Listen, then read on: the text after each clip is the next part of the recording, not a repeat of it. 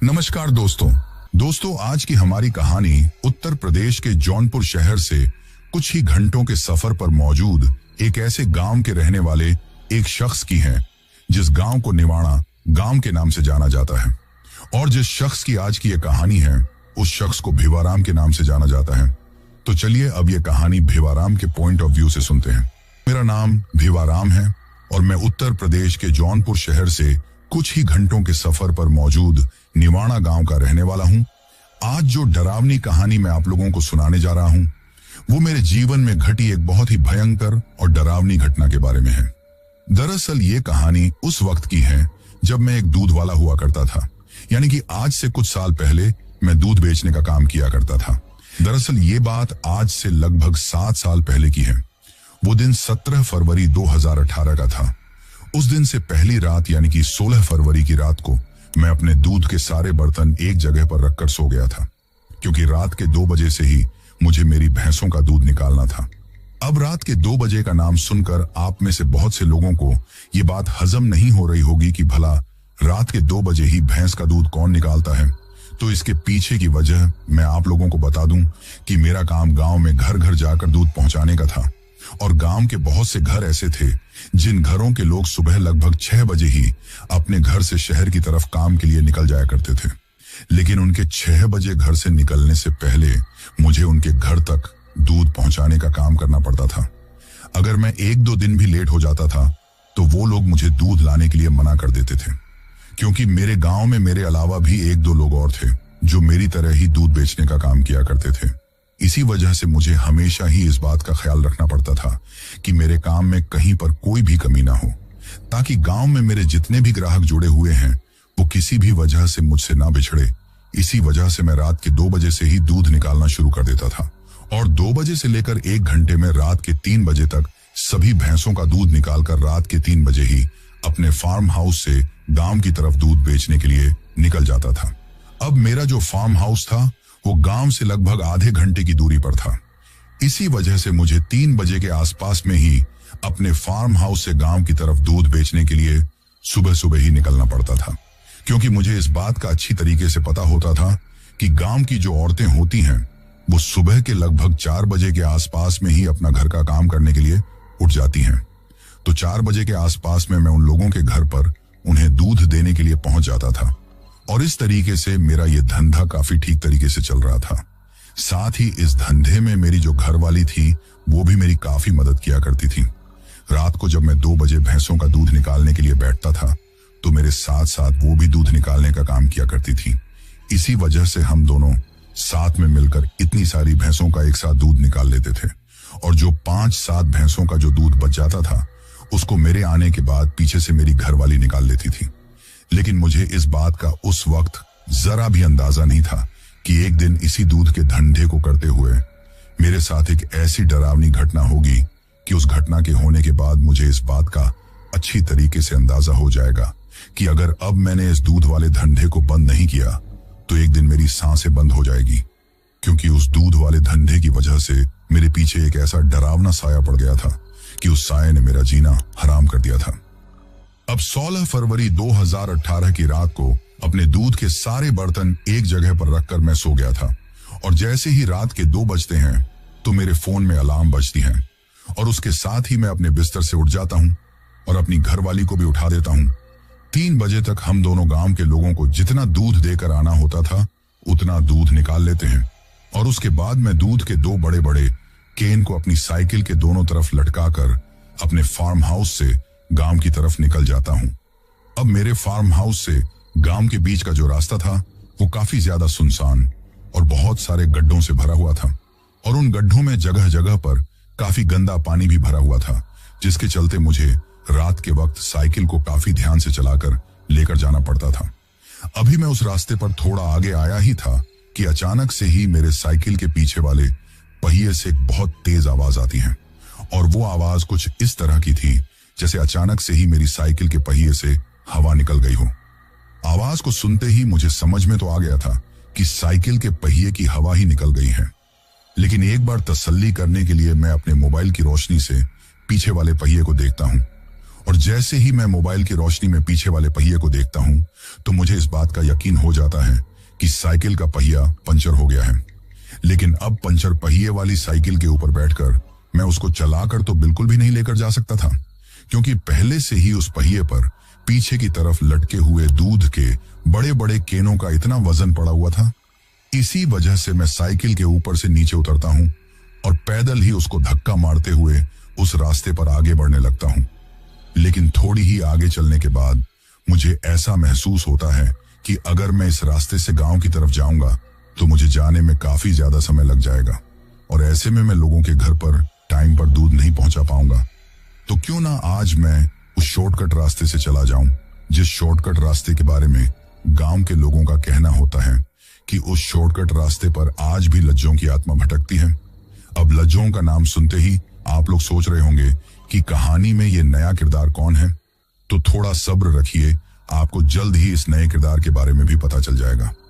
दरअसल उस वक्त जब मैं उस शॉर्टकट रास्ते की तरफ से जाने के बारे में सोच रहा था तो मुझे इस बात का अच्छी तरीके से पता था कि उस रास्ते की तरफ से जाना बिल्कुल भी सही नहीं है,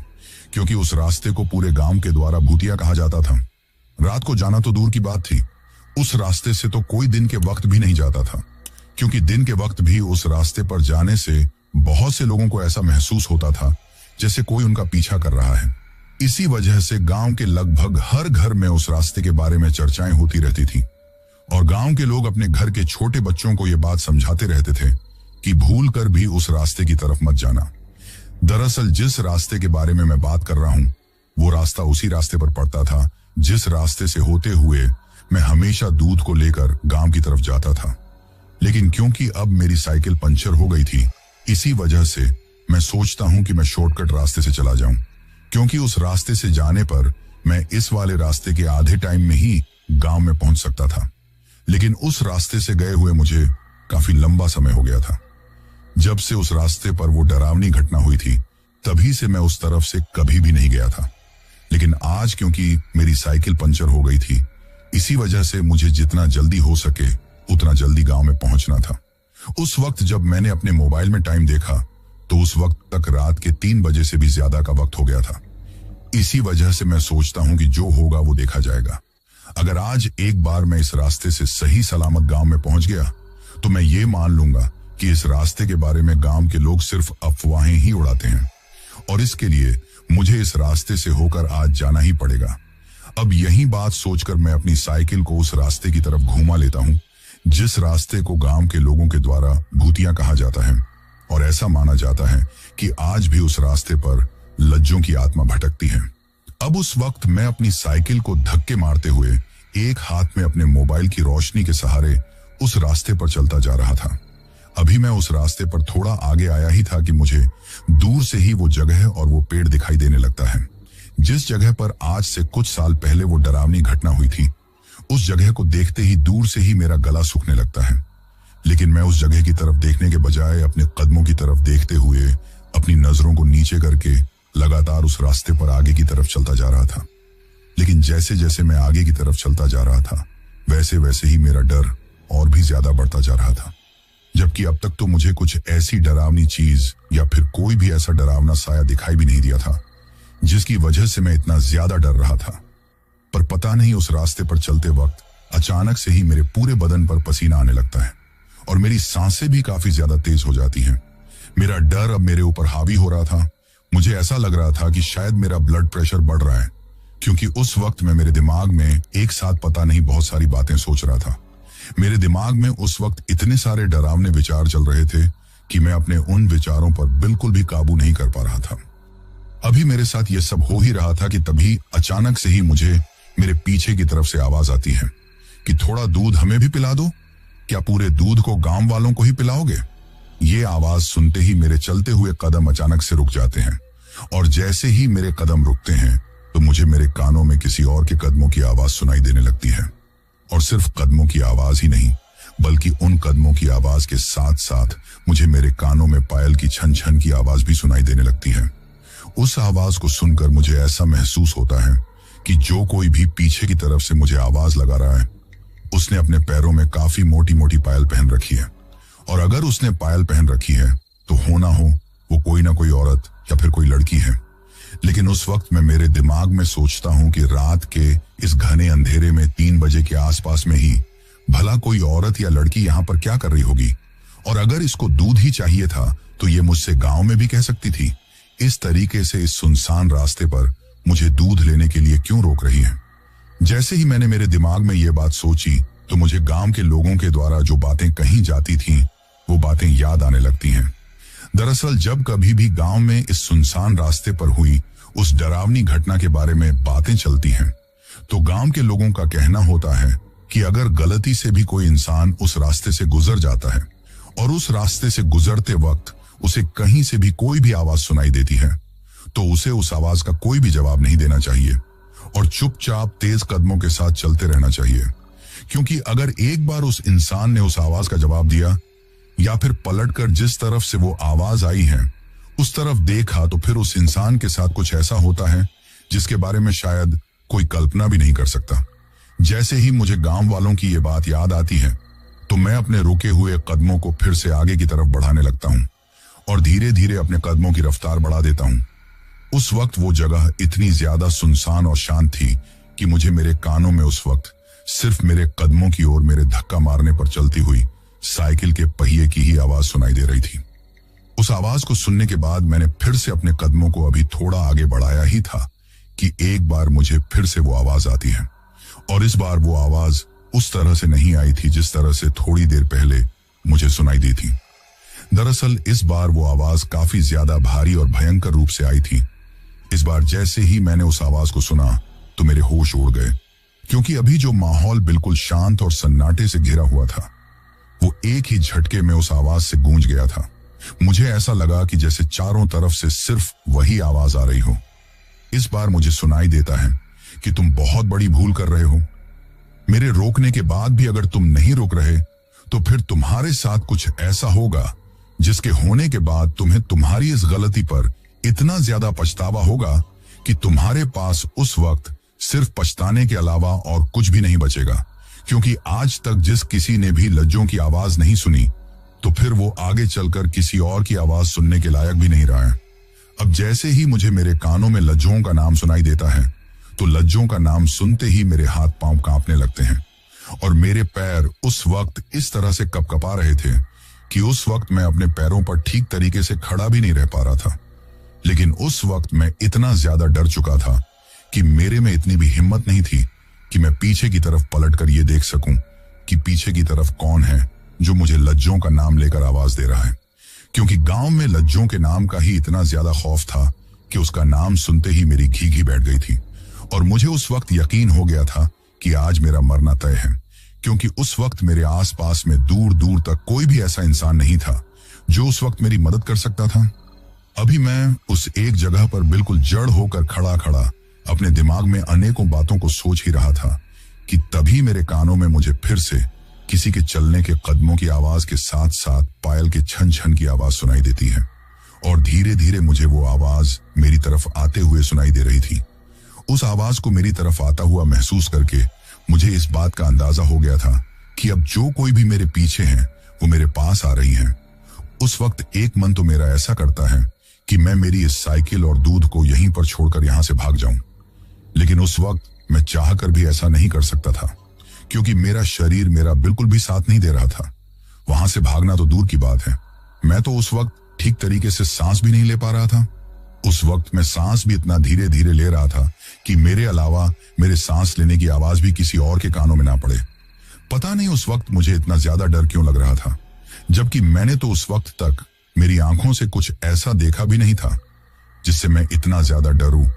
उस वक्त तक तो मैंने सिर्फ मेरे कानों में ही वो आवाज ही सुनी थी, लेकिन अब शायद मैं मेरी आंखों से भी वो चीज देखने वाला था जिसकी वजह से अब तक मैं इतना ज्यादा डर रहा था। क्योंकि जब तक मैं उस चीज को देख नहीं लेता तब तक मुझे इस बात का पूरी तरीके से यकीन नहीं होता कि गांव के लोग जो बातें कहते हैं वो सच में सही हैं या फिर सिर्फ एक अफवाह है। लेकिन अब तक तो मुझे उस बात पर आधे से ज्यादा तो विश्वास हो चुका था कि गांव के लोगों की कही हुई बातें बिल्कुल सही हैं और आज रात के 3 बजे के वक्त इस रास्ते से आकर मैंने बहुत बड़ी गलती कर दी है। क्योंकि मैंने भी ऐसा सुना था कि रात के 3 बजे का वक्त ऐसी डरावनी और भटकने वाली आत्माओं का सबसे शक्तिशाली वक्त होता है, और इस वक्त में जो देवता होते हैं वो भी अपने अपने शयन कक्ष में चले जाते हैं। ऐसे में अगर कोई इंसान ऐसी डरावनी आत्माओं के चंगुल में फंस जाता है और अगर उस दौरान वो अपने मन में भगवान को याद भी करता है, तो शायद उस वक्त उसकी मन की आवाज भगवान तक नहीं पहुंच पाती है,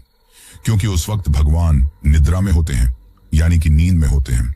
लेकिन इन सब बातों को मैं सिर्फ किताबी बातें ही मानता था, और मेरा मानना था कि ये सब सिर्फ एक ढकौसला है जो कि इंसानों को डराने के लिए बनाया गया है। लेकिन अब खुद को इतना ज्यादा डरता हुआ देखकर मुझे सच में इस बात का एहसास हो गया था कि इंसान का डरना बहुत जरूरी होता है। अब जब मेरे दिमाग में ये सब बातें चल रही थी, उस दौरान मुझे लगातार मेरे कानों में वो पायल की छन छन की आवाज मेरी तरफ आते हुए लगातार सुनाई दे रही थी। लेकिन एक पल के बाद वो आवाज मेरे पास में आकर रुक जाती है, और जैसे ही वो आवाज मेरे पास में आकर रुकती है, तो उस आवाज के रुकते ही किसी के हाथ का मेरे कंधे पर रखने का एहसास मुझे महसूस होता है। जैसे ही मुझे ऐसा महसूस होता है कि किसी ने पीछे की तरफ से मेरे कंधे पर अपना हाथ रखा है, तो मुझे ये एहसास होते ही मैं बुरी तरीके से कांपने लगता हूँ।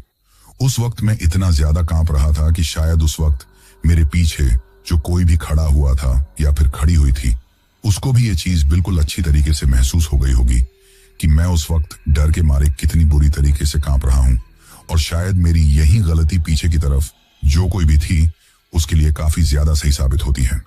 क्योंकि उसको उस वक्त इस बात का अच्छी तरीके से यकीन हो गया था कि इस वक्त उसके सामने जो कोई भी है वो सच में बहुत ज्यादा डरपोक है। इसी वजह से वो उस वक्त मेरे ऊपर इतनी ज्यादा हावी हो जाती है कि उसके बारे में आप लोग सोच भी नहीं सकते। दरअसल जैसे ही मुझे मेरे कंधे पर किसी के मेरे पीछे से हाथ रखने का एहसास हुआ, तो मैं कांपते कांपते अपने आप को पीछे की तरफ घुमाकर अपनी नजरों को पीछे की तरफ डालता हूँ, और जैसे ही मैं पीछे की तरफ देखता हूँ तो मुझे दिखाई देता है कि मेरे बिल्कुल पीछे ही एक लंबी चौड़ी और गांव की औरतों की तरह के ही कपड़े पहने हुए एक औरत खड़ी हुई है, जिसने कि अपने आधे से ज्यादा चेहरे को अपने सिर पर ओढ़े हुए पल्लू से ढक रखा है। साथ ही उसके सिर के बालों की उसने एक लंबी सी छोटी बना रखी है, जो कि आगे की तरफ ही लटकी हुई थी। लेकिन उसकी जो एक आंख थी वो काफी ज्यादा मोटी और अंदर की तरफ से मुझे लाल लाल दिखाई दे रही थी। उस वक्त देखने में तो वो काफी ज्यादा आकर्षक लग रही थी, लेकिन उसको इतनी रात को उस जगह पर अकेला देखकर मुझे कुछ भी समझ में नहीं आ रहा था। तभी मैं डरते डरते उससे कपकपाती हुई आवाज में पूछता हूँ कि कौन हो तुम। जैसे ही मैं उससे ये बात कहता हूँ तो वो एक सिसकारी मारते हुए मुझसे कहती हैं कि लज्जो। जैसे ही उसने सिसकारी मारते हुए अपना नाम बोला तो मेरी आंखें फटी की फटी रह गईं। इससे पहले कि मैं उससे आगे कुछ कह पाता, वो मुझसे कहती हैं कि गांव में तुमने मेरे बारे में काफी बातें तो जरूर सुनी होगी, क्योंकि मुझे इस बात का अच्छी तरीके से पता है कि जब कभी भी दिन ढलते ही गांव के लोग अपने अपने घरों में एक जगह पर बैठते हैं, तो मेरी बातें तो गांव वालों के बीच में जरूर चलती हैं, क्योंकि गांव के लोगों में आज भी मेरा खौफ इतना ज्यादा है कि वो लोग मुझे दिन में एक बार याद किए बिना सोते भी नहीं हैं। लेकिन मुझे ये बात समझ में नहीं आ रही कि जब गांव के लोगों में मेरा इतना ज्यादा खौफ है, तो तूने मेरे इस इलाके में आने की इतनी बड़ी गलती कैसे कर दी? क्या तुझे पता नहीं था कि ये रास्ता लज्जों का रास्ता है, यानी कि मौत का रास्ता है,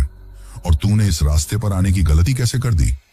अगर तू इस रास्ते पर आ भी गया है तो फिर मेरे आवाज लगाने के बावजूद भी तू रुक क्यों नहीं रहा था?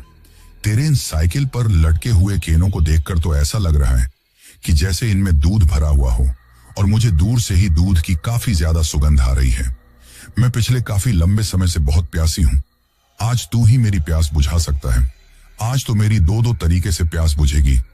पहले तो मैं तेरा ये सारा दूध पीऊंगी और फिर तेरा सारा खून पीऊंगी। बस उसके मुंह से ये बात सुनते ही मैं इतना ज्यादा कांपने लगा था कि उस वक्त अचानक से ही मेरे हाथ से मेरी साइकिल छूट जाती है और मैं बुरी तरीके से हिलने लगता हूँ। मुझको इस तरीके से डर के मारे हिलता हुआ देखकर वो वहां पर अजीब तरीके से जोर जोर से हंसने लगती हैं। लेकिन मेरे हाथ से साइकिल छूटते ही साइकिल नीचे उस रास्ते पर गिर जाती है। जैसे ही साइकिल नीचे गिरती है तो साइकिल के दोनों तरफ जो दूध के केन लटके हुए थे वो भी नीचे गिर जाते हैं,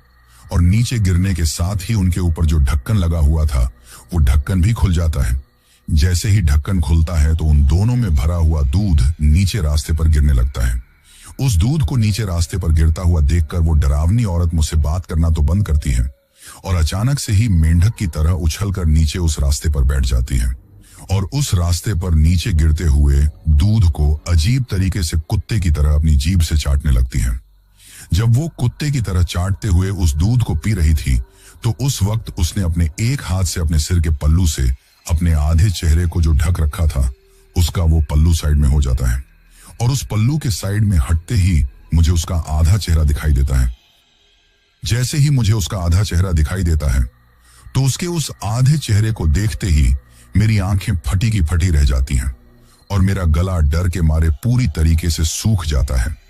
क्योंकि जैसे ही मैंने उसके उस आधे चेहरे को देखा तो मुझे दिखाई दिया कि उसका वो आधा चेहरा पूरी तरीके से जला हुआ है, साथ ही उसकी एक आंख भी गायब है। यानी कि उस वक्त उसके सिर्फ एक आंख ही थी जो शुरू से मुझे दिखाई दे रही थी। अब उस एक आंख वाली औरत को देखकर मुझे यकीन हो गया था कि ये कोई जिंदा औरत नहीं है, बल्कि ये कोई बहुत ही भयंकर और डरावनी आत्मा है। और शायद ये कोई ऐसी वैसी आत्मा नहीं, बल्कि ये वही आत्मा है जिसके बारे में गांव के लोग बातें करते हैं। यानी कि ये आत्मा लज्जों की आत्मा है। ये बात मेरे दिमाग में आते ही मुझे यकीन हो गया था कि ये डायन और कोई नहीं बल्कि लज्जों डायन ही है। अब जैसे ही मुझे इस बात का यकीन होता है कि इस वक्त मेरे सामने एक डरावनी डायन है तो मैं अपने कदमों को धीरे धीरे पीछे की तरफ करने लगता हूं। लेकिन शायद दूध को कुत्ते की तरह छांटते वक्त इस बात का एहसास उस लज्जों डायन को हो गया था कि मैं वहां से भागने की फिराक में हूं। इसी वजह से वो अपने एक हाथ को मेंढक की तरह उछालकर मेरी तरफ बढ़ती है और मेरे एक पैर को अपने हाथ से पकड़कर मुझे खींचते हुए नीचे जमीन पर गिरा देती है। अब उसके पूरे चेहरे पर दूध लगा हुआ था और उसके मुंह से दूध की लार टपक रही थी, लेकिन मुझको नीचे गिरते ही वो उछलकर मेरे सीने पर बैठ जाती है और अपने उस डरावने चेहरे को मेरे चेहरे के काफी ज्यादा करीब ले आती हैं। अपने उस डरावने चेहरे को मेरे इतने करीब लाकर मुझसे कहती हैं कि तुझे क्या लगा था तू यहां से भाग जाएगा? आज तक जो कोई भी इस रास्ते पर आया है वो लज्जों की इजाजत के बिना यहां से जिंदा वापस नहीं लौट पाया है। तो तूने ये बात कैसे सोच ली कि तू मेरी मर्जी के बिना यहां से जिंदा बचकर चला जाएगा? ये बात कहते वक्त वो अपने लंबे लंबे और नुकीले नाखून वाले हाथों को मेरे गले पर बुरी तरीके से दबा रही थी। उसको ऐसा करते हुए देखकर मुझे ऐसा लग रहा था कि जैसे वो मुझे गला दबाकर मारना चाहती हो। अभी मैं ऐसा सोच ही रहा था कि तभी उसने मेरे गले को दबाना तो छोड़ दिया और उसने मेरे पैर की एक जांग को पकड़कर उस जांग में अपने लंबे लंबे नाखूनों को गुस्सा दिया था और मेरी जांग को बुरी तरीके से फाड़ दिया था। अब मेरी जांग से काफी ज्यादा खून बहने लगा था और मेरी जांग के मांस को वो अपने लंबे लंबे नुकीले दांतों से कुरेद कुरेद कर बाहर निकालने लगी थी। जब मेरे साथ वो ये सब कर रही थी तो मेरे मुंह से सिर्फ चीख ही निकल रही थी और मैं जोर जोर से चिल्ला रहा था कि बचाओ बचाओ। उस वक्त आसपास के पूरे इलाके में मेरे चीखने की ही आवाजें गूंज रही थी, लेकिन मेरे इतने पूरी तरीके से चीखने और चिल्लाने का उस डायन पर कोई भी असर नहीं पड़ रहा था। वो तो लगातार अपने मुंह को मेरी जांग पर लगाकर मेरे खून को पी रही थी। उसको ऐसा करता हुआ देखकर मुझे उस वक्त कुछ भी समझ में नहीं आ रहा था, लेकिन मैं थोड़ी बहुत हिम्मत करके उस सुनसान और उबड़ खाबड़ रास्ते पर जब मैं नीचे गिरा हुआ था तो मैं अपने हाथों को इधर उधर मारने लगता हूँ। जब मैं अपने हाथों को इधर उधर मारता हूँ तो मेरे हाथ में अचानक से ही एक पत्थर आ जाता है। मैं किसी तरह से हिम्मत करके उस पत्थर को अपने हाथ से उठाता हूँ और जोर से उस डायन के सिर पर दे मरता हूँ, लेकिन उस पत्थर के मारने का उस डायन पर कोई भी असर नहीं होता है और वो मेरी तरफ देखकर अजीब तरीके से मुस्कुराने लगती है और मुझसे कहती हैं कि मार और मार। तुझे क्या लगता है कि तू इस छोटे से पत्थर से मुझे मारकर यहां से बचकर चला जाएगा? ये बात कहकर वो मेरी उस जांग के गांव में अपने हाथ के नुकीले नाखूनों को डालती है और अजीब तरीके से घुमाती है। जैसे ही वो मेरे उस घाव में उन नाखूनों को अजीब तरीके से घुमाती है तो मुझे इतना असहनीय दर्द होता है कि उस वक्त मेरी इतनी भयंकर और तेज चीख निकलती है कि इससे पहले मैं इतना तेज उस वक्त नहीं चीखा था। मुझको इतनी बुरी तरीके से चीखता हुआ देखकर शायद उसको बहुत ही ज्यादा मजा आ रहा था, लेकिन उस वक्त शायद मेरे और उसके अलावा भी वहां आसपास के इलाके में उस वक्त तक कोई दूसरा भी मौजूद था और शायद उन लोगों तक मेरी वो चीखने की आवाज पहुंच गई थी इसी वजह से थोड़ी ही देर बाद जब मैं बचाओ बचाओ चिल्ला रहा था तो अचानक से ही दूर कहीं से वहां पर एक दांतली आकर गिरती है और वो दांतली सीधा उस डायन के सिर पर आकर लगती है। जैसे ही वो दांतली काफी तेज रफ्तार में उस डायन के सिर पर आकर लगती है तो पलक झपकते ही वो डायन वहां से गायब हो जाती है। उस वक्त मुझे कुछ भी समझ में नहीं आ रहा था कि मेरे साथ क्या हो रहा है। उस वक्त मुझे इतना ज्यादा दर्द हो रहा था कि मैं दर्द के मारे बस बेहोश होने ही वाला था। लेकिन बेहोश होने से पहले मेरी आंखों के सामने मुझे इतना तो दिखाई दे गया था कि वहां पर कोई दूसरी औरत आ गई है और आंख बंद होने से पहले मुझे धुंधला धुंधला ये दिखाई दे दिया था कि वो गांव की संतोष चाची की तरह ही दिखने वाली कोई औरत है। लेकिन जब मेरी आंख खुलती है तो उस वक्त मैं उस गांव के ही एक छोटे से दवाखाने में पड़ा हुआ था और मेरे पैर पर उस गांव में जो वेद जी बैठते थे वो मरहम पट्टी कर रहे थे। उस वक्त मेरी जांघ बुरी तरीके से काली पड़ चुकी थी क्योंकि उस डायन ने मेरे पूरे पैर का खून चूस लिया था। जब मेरी आंख खुलती है तो उस वक्त मेरी घरवाली के साथ साथ मेरी चारपाई के चारों तरफ गांव के बहुत से लोग इकट्ठा हो रखे थे। मेरी आंख खुलते ही सभी लोग एक साथ मुझसे ये पूछने लगे थे कि आखिर तुम्हारे साथ वहां पर क्या हुआ और तुम उस सुनसान रास्ते पर क्यों गए थे। होश में आने के बाद मैं गांव के लोगों को मेरे साथ जो कुछ भी हुआ था वो सारी बातें बताता हूँ और सारी बातें उन लोगों को बताने के बाद मैं भी उनसे ये बात पूछता हूँ कि आखिर मैं उस डायन के चंगुली से बचकर यहां तक कैसे आया। तो मेरे ऐसा पूछते ही मेरे सामने बिल्कुल उसी तरह की दिखने वाली औरत आती है जो कि आंखें बंद होने से पहले मैंने उस सुनसान रास्ते पर देखी थी। जैसे ही वो औरत मेरे सामने आती है तो मुझे दिखाई देता है कि वो तो गांव की बुजुर्ग औरतों में से एक संतोष चाची हैं। जैसे ही संतोष चाची मेरी आंखों के सामने आती हैं तो वो मेरे सामने आकर मुझसे कहती हैं कि वो तो अच्छा हुआ कि उस वक्त मैं उस सुनसान रास्ते से थोड़ी ही दूर थी, इस वजह से तुम्हारी जान बच गई। दरअसल आज भी हमारे उस गांव में जो औरतें हैं वो सुबह के वक्त खुले में ही शौच करने के लिए जाती हैं क्योंकि आज भी गांव के बहुत से घरों में शौचालय नहीं बना हुआ है और अगर किसी के घर में बना हुआ भी है तो गांव की औरतों की काफी लंबे समय से खुले में ही शौच करने की आदत पड़ी हुई है। इसी वजह से वो खुले में ही जाती हैं। और उस दिन जब रात के 3 से 3:30 के आसपास में मेरा उस डरावनी डायन लज्जो से आमना सामना हुआ था, उस वक्त गांव की कुछ औरतें सुबह 4 बजने से पहले ही शौच करने के लिए उस सुनसान इलाके की तरफ आई थी क्योंकि 4 बजे के बाद तो गांव के जो पुरुष होते हैं वो शौच करने के लिए उस तरफ आ जाते हैं। तो गांव के पुरुषों के आने से पहले ही गांव की औरतें शौच करके गांव तक वापस आ जाती हैं। उस वक्त जब वो डायन मेरे ऊपर हमला करके मेरी जांघ से खून पी रही थी तो उस वक्त तक 3:30 बजे से भी ज्यादा का समय हो चुका था और ऐसे में उस वक्त वो जो संतोष चाची थी वो उसी इलाके में शौच करने के लिए जा रही थी। लेकिन जब उनको मेरी चीखने की आवाज सुनाई दी तो वो मेरे को काफी अच्छी तरीके से पहचानती थी। इसी वजह से उनको लगा कि ये तो उस दूध वाले भिवाराम की आवाज है जो रोजाना हमारे घर पर दूध देने के लिए आता है। मेरी चीख सुनकर वो जल्दी जल्दी उस तरफ बाकी की औरतों के साथ आती हैं। लेकिन क्योंकि पहले से ही गांव में लज्जो डायन का खौफ फैला हुआ था, इसी वजह से सुबह के वक्त जो कोई भी शौच करने के लिए आता था वो अपने हाथ में चक्कू या दांतली लेकर जरूर आता था क्योंकि ऐसा माना जाता है कि जब ऐसी कोई भी चीज आपके साथ होती है तो आप आने वाले खतरे से अपने आप को थोड़ा सुरक्षित महसूस कर सकते हैं। और उस वक्त संतोष चाची के हाथ में दांतली थी। इसी वजह से उन्होंने दूर से ही मेरे को उस डायन के चंगुल में देखकर उस दांतली को उस डायन के ऊपर फेंक कर मारा था, जिसको अपने सिर में लगते ही वो डायन वहां से गायब हो गई थी और उसके बाद कुछ ही देर में मैं वहां पर बेहोश हो गया था। अब मेरे बचकर आने की कहानी तो आप लोगों ने सुन ली है, लेकिन मैं जानता हूं कि आप लोगों के मन में इस वक्त एक प्रश्न और बचा हुआ है कि आखिर वो लज्जो डायन कौन थी। तो मैं आप लोगों को बता दूं कि वो लज्जो डायन पहले उसी गांव में रहती थी। शुरू में जब उसकी शादी हुई थी और दूसरे गांव से वो इस गांव में शादी करके आई थी और नई नई दुल्हन थी उस वक्त तक, तो उसके जीवन में सब कुछ ठीक था। लेकिन धीरे धीरे गलत संगति की वजह से उसका जो घर वाला था वो शराब पीने लगा था और रोज रात को शराब पीकर आने के बाद वो उसको मारता था। एक दिन तो मारते मारते उसने इतनी हद पार कर दी कि जब वो शराब पीकर घर पर आया था तो उस वक्त लज्जो अपने घर पर लोहे के तवे पर रोटी बना रही थी। लेकिन जब वो उसको मारने लगा तो गुस्से में आकर उसके आदमी ने उस गर्म तवे को उठाकर ही उसके चेहरे पर मार दिया था, जिसकी वजह से उसका एक तरफ का चेहरा बुरी तरीके से जल गया था।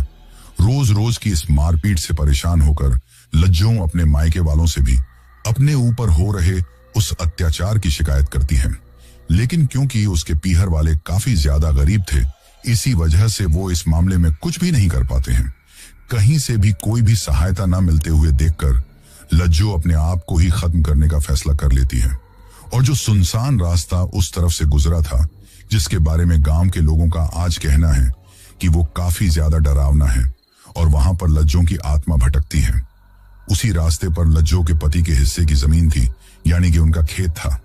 इसी वजह से सुबह के वक्त जब लज्जो शौच करने के लिए अकेले ही उस खेत में आई, तो पता नहीं उसके दिमाग में क्या विचार आया और उसने उसी खेत में जो बड़ा सा आम का पेड़ था, उसने उस आम के पेड़ से अपने आप को फांसी लगा ली और वो उस दिन वहां पर मर गई थी। सुबह के वक्त जब गांव के बाकी के किसान अपने अपने खेतों की तरफ गए, तो उन्हें दूर से ही लज्जो की लाश आम के पेड़ से लटकी हुई दिखाई देने लगी। जब लोग उसके पास गए